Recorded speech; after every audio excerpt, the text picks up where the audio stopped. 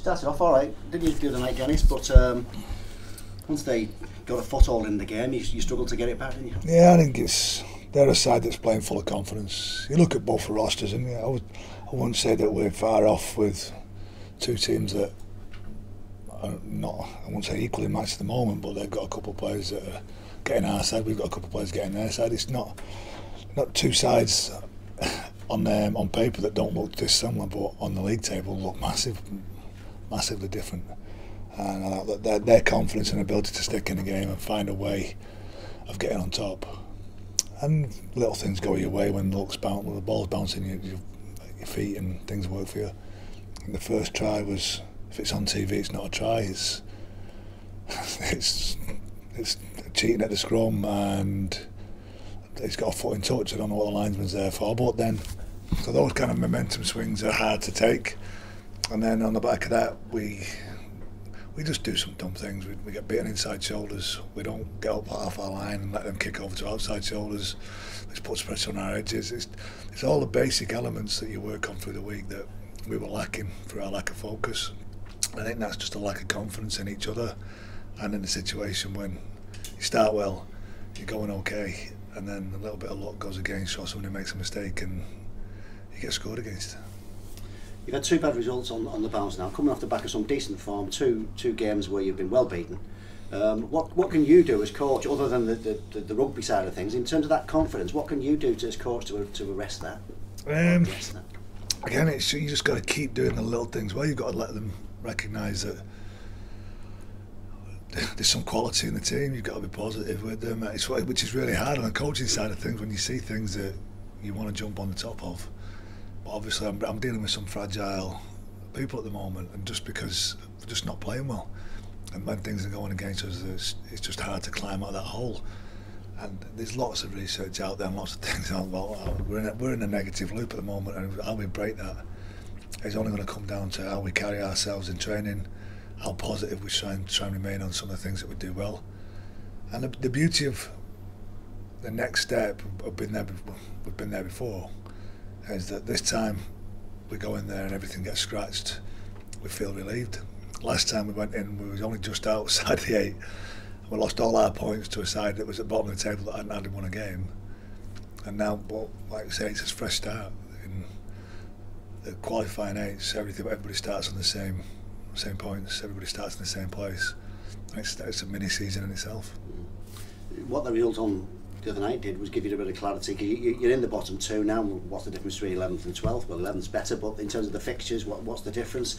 Does that affect your approach to this game against Warrington coming up on Thursday? Well, there's a short turnaround, a couple of bruised bodies and a couple of beaten up people.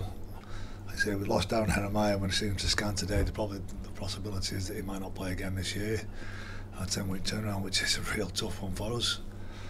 And we had a couple of lads with bangs on the head in the game, and it's just lads that are just carrying bumps and bruises that I've got to assess over the next, whether it's a short turnaround to be able to put them under pressure. It's not a dead rubber.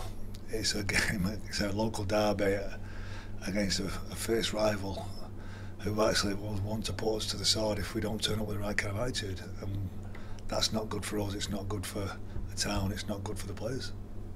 Other than Jeremiah, did everyone come out on Friday, as far as you know, all right? No, like a couple of lads from bangs and bumps again, like Chris Howson took a decent whack. Got a couple of other lads with whacks on the quads, and again, it's just the turnaround onto a Thursday. It's not, I say Friday to Thursday is not brilliant, but it's a 6-day turnaround, and yeah, we're a bit battered at the moment. I think our egos are battered more than anything else, because over the last 2 weeks what we've done is we've gone into those games in a real positive frame of mind. We've started off in a really good way, and we've done some good things in the game. It's just the errors that we make. Again, we've worked really hard on the week about the fact that the one thing we've got to get right is our completion. We've got to be up in the top 80s. We've got to keep all the ball to give ourselves an opportunity. And again, we lose a completion battle. Wakefield are on, I think it's nearly 90% in the first half, and we're down at 78.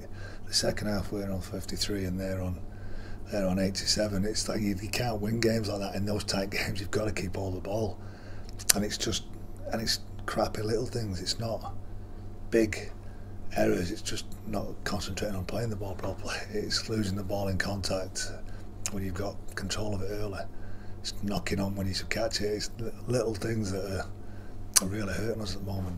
And then there's some skill element, but it's more about a confidence and a fatigue element that's the big thing.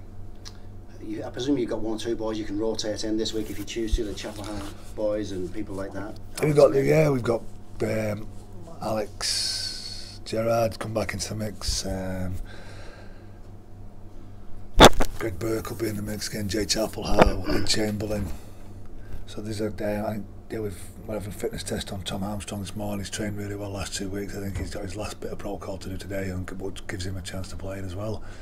So these players that are coming back into that group that they've not played for a bit, but that gives us a chance to rotate them back into the team.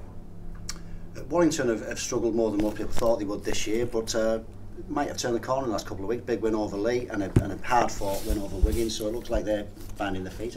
I think they've recognised where they are, and they've just sort of like relaxed into this part of the season, and their good players are starting to play well.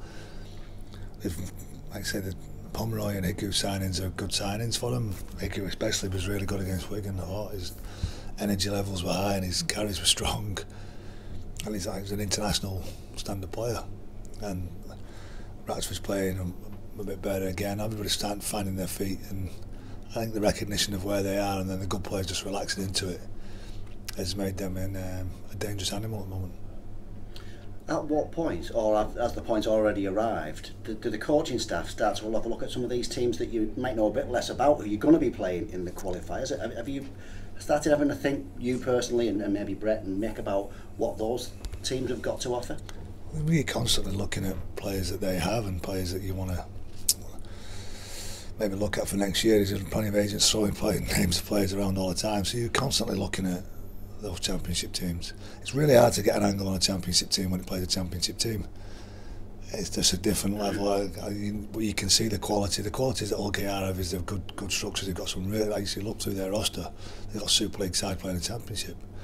It's a little bit reminiscent of of League last year. It's a Super League quality players across their board that are going to have to will step up in this next 10 weeks.